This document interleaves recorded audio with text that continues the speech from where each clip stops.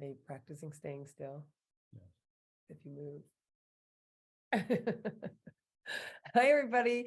This has become a tradition. I forced David to do a video. He agrees.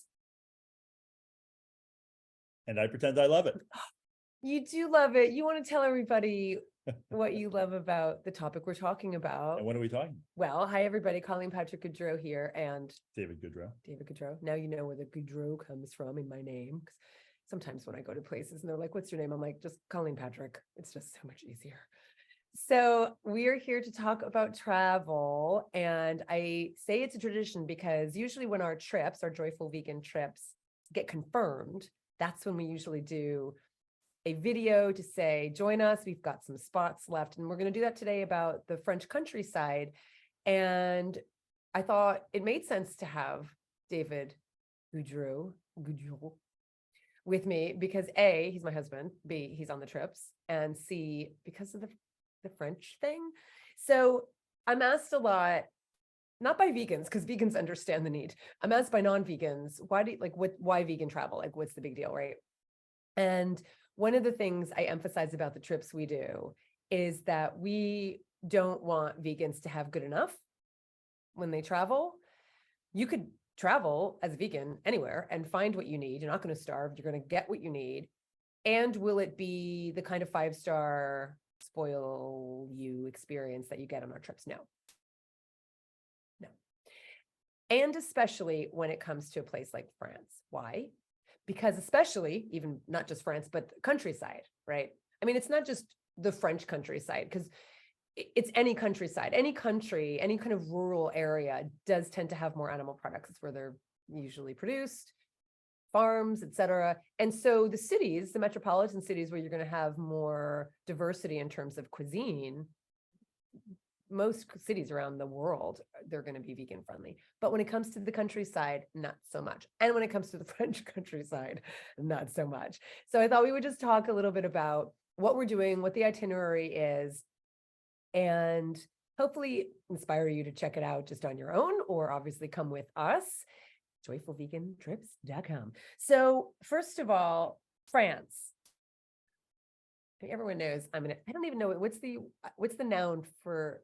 There's like Anglophile or Francophile. What's the for Italy? Like, I'm an Italophile. I never hear anyone say that because most people just love Italy. So you don't need a word for it. Just be human. Just kidding. So I love Italy, and I spend a lot of time there. We go back there. We do have a couple spots left for our Tuscany, Northern Italy trip in 2023 here, but we're not here to talk about Italy. We're here to talk about France. Why even go to this country? I mean, like, I'm kind of half joking. French is not my favorite language. I'm just going to say it. I know I'm in the minority because I know a lot of people love the sound of French. I don't. Just kidding. I like French. I do. And I like French people. But you're not really French, are you? What is your... Well, originally my family's from France. It's true. But via Canada, I guess. So. Yeah. So why are we going to France? Like, why France, David? Why France? You mean other than the history, the culture, the arts, the food, the wine, the scenery? Yeah. Why? I mean, you haven't convinced me. Outside of that, there's not really that much to see there. That's pretty amazing. But those like 6 things are pretty great. Those are pretty great. There's a lot to see in France. And that's the fun about kind of picking different regions. We also have our Alsace trip, which is in the eastern part of France. And we do that at Christmas time because of the markets, which were inspired mostly by Germany.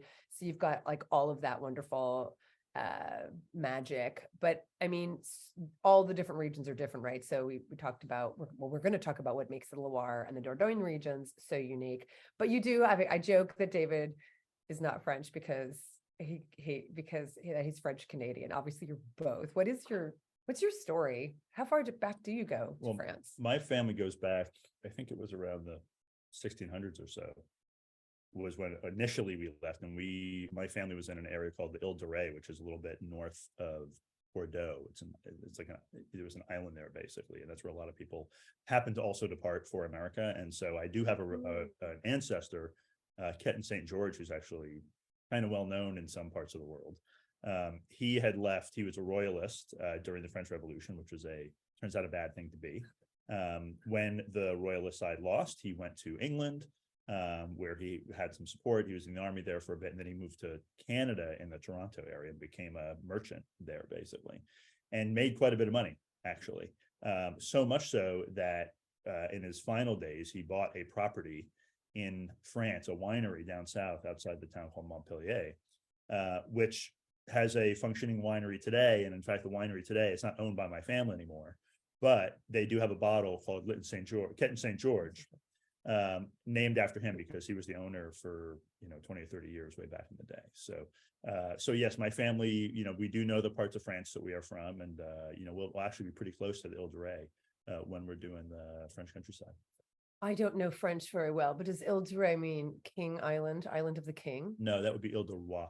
Oh, is it sun? I don't remember what Ray is. Ray? It's R No? E with a Light? accent aigu, if I remember correctly. Okay, well, we But can I don't look know it what up. it means. I don't know. I don't know French. So we could go there, and we do have plans for maybe after this trip going and seeing the winery or going to Ile de Ré at some point. We could also just go hang out in Toronto, can't we? Which we've spent time in Toronto before because he was such a well-known merchant and had been a real contributing member of that community in Toronto as it was building that. He's got a street named after him in Toronto, right where the University of Toronto is. It's called St. George Street. Yeah. Is it street, avenue? I think it's Boulevard? street. I don't know. It's been a while since we've been there, but it's like right in the middle of the university. So if you ever get a chance, or if you've been there, and you might know the street. So that's named after him. Isn't that fun? We could get into more details, but obviously that's not a very French sounding name, but it's because he changed it, right? I mean, Caton is, I suppose, but St. George is definitely more British, more English. And it was because, again, not a good thing at the time to be a pro-royalist. So he was like, nothing. Okay. So thank you for sharing that. Now you know where I get my second part of my last name from. So number one, we're going to the Loire and the Dordogne because France. And because David's family's from France. Number two, the food, as I mentioned, the countryside, kind of more rural food. It's definitely more meat, dairy, egg-based foods. And so not only are there, I mean, there are not a lot of kind of plant-based by default or vegan by accident or whatever you want to call it, French countryside dishes.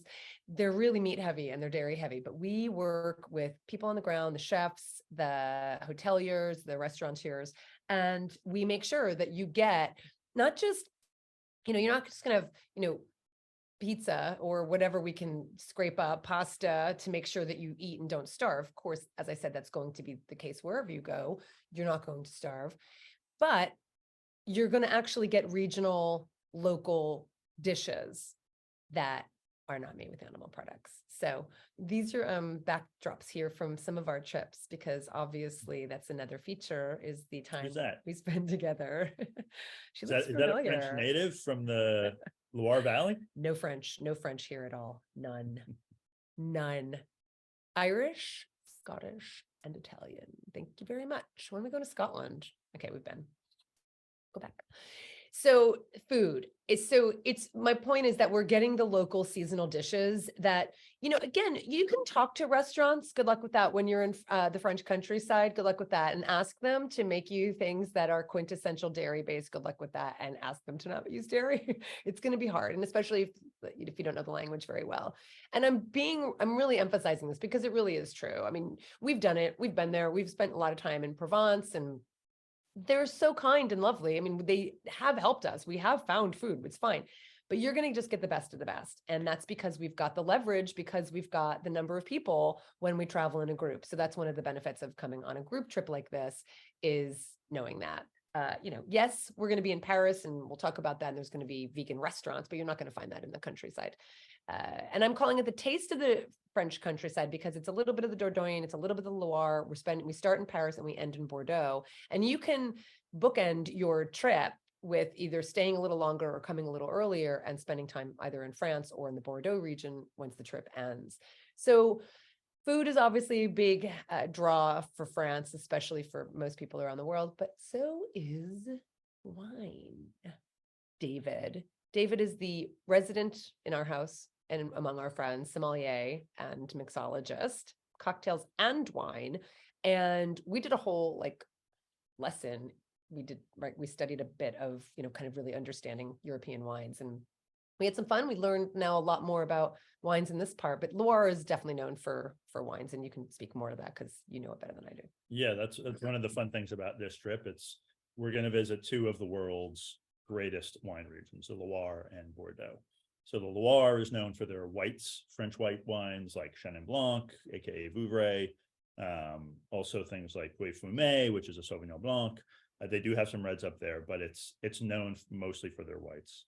And then when we get towards Bordeaux, that's more of the classic Merlot, Cabernet Sauvignon, kind of more tanniny reds. They have a smattering of whites there, but that's all about the reds. And so you get really nice French whites in the Loire and really nice French reds in Bordeaux. That's so cool. So yeah, if you are a wine connoisseur, you love wine, it's obviously worth extending your trip a little bit and staying in the Bordeaux region to really enjoy those wines. And of course, you're going to get it in the Loire, which is fun. The Dordogne, not as well known for its wine. Not so much. France has actually pretty well defined. I mean, they grow wine to some degree in all over the place in France, but there's 4 or 5 very well-known areas. The Dordogne is not known as one of them. It's close to Bordeaux. I'm sure there's a bunch of kind of bleed over from Bordeaux because of the style of wines there, but Dordogne itself is not known for their wines. Right. So what we're looking at are just some like adorable, beautiful little villages. That's definitely something that's really specific to this region. And I say this region, these regions, I'll say. So especially in the Loire, it's known for its castles and its chateaux and for these adorable medieval villages. Same thing with the Dordogne, is also known for these adorable medieval villages. We are staying in a castle the first 2 nights in the Loire. We're staying in a castle, and as you do when you go to France. It's crazy. The Loire is known, when the Dordogne especially, they're both regions known for castles and chateaux. And so we are going to be visiting some really famous ones. We're going to be seeing villages like this. We're going to be staying in a castle hotel, which is unbelievable, and super excited about that. Number 5, oh my gosh, that was perfect. River. I was just going to say rivers, because the Loire River runs through the region. The Dordogne region runs through its region. And that's where we get the names from, actually. So it's because of the rivers. And so, of course, we're taking advantage of that. And we're going to be on boats. We're going to be, I think there's one that's a canoe ride. I can't remember the details, but we're on the rivers, both rivers. And I think in the Dordogne, there's like a special kind of boat. It's like a local regional boat. And we're going to be obviously captained by a captain who's going to be driving. I don't know. What do you say? Navigating the boat. I don't know. Anyway, you get the idea. We're going to be on the river. We're also going to be. There'll be boats. There'll be boats. If there's one thing you remember, there's boats. Yeah, but we're on the river on a boat, not just like, oh, there's a boat. Like we're on the boat. Boats. How do you say boat? Oh, bateau.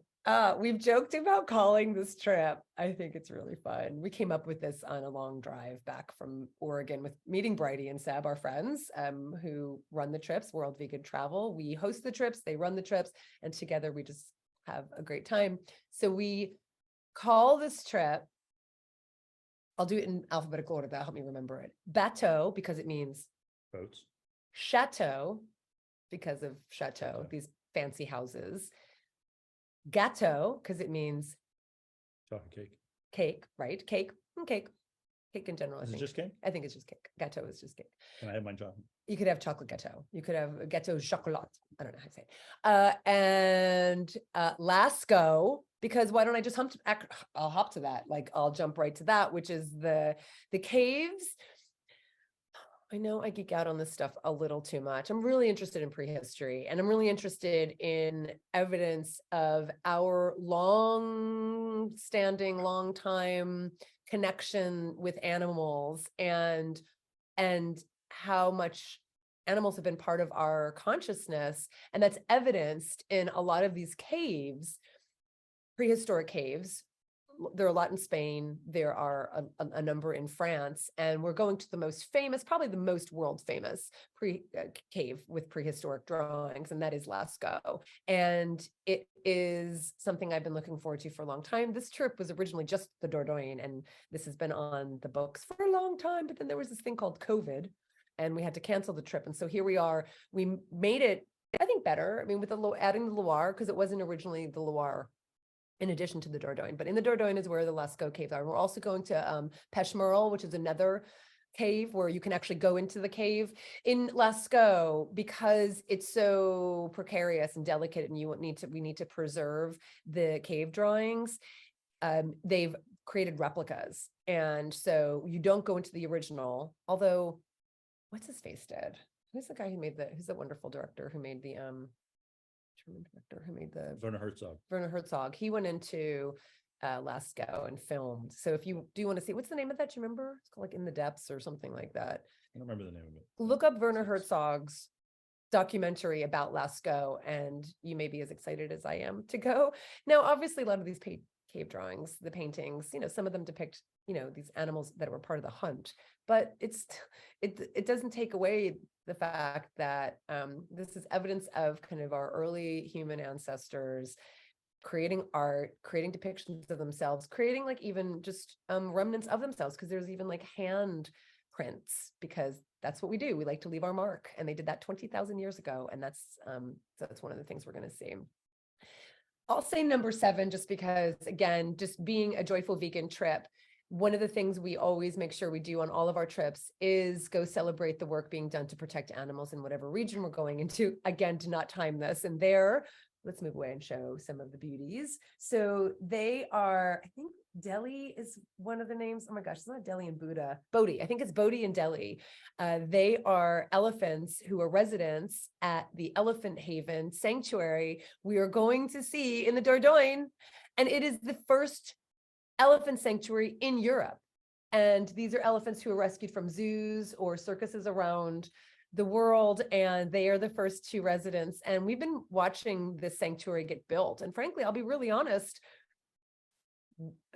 I think if we went and COVID didn't happen, I don't think the elephants were there at the time. They were still building the sanctuary, and we would have gone and seen, their plans. And it's a really interesting story. Bridie at World Vegan Travel, her World Vegan Travel podcast, has an interview with the founders who were former zookeepers. So you'll get to hear their story. And it's a wonderful arc of, we all have our opportunities for transformation, and they've taken their story and they've actually created a sanctuary for elephants. So obviously really excited to go to see them. Medieval villages I've already named. We've already seen some. You're seeing some here.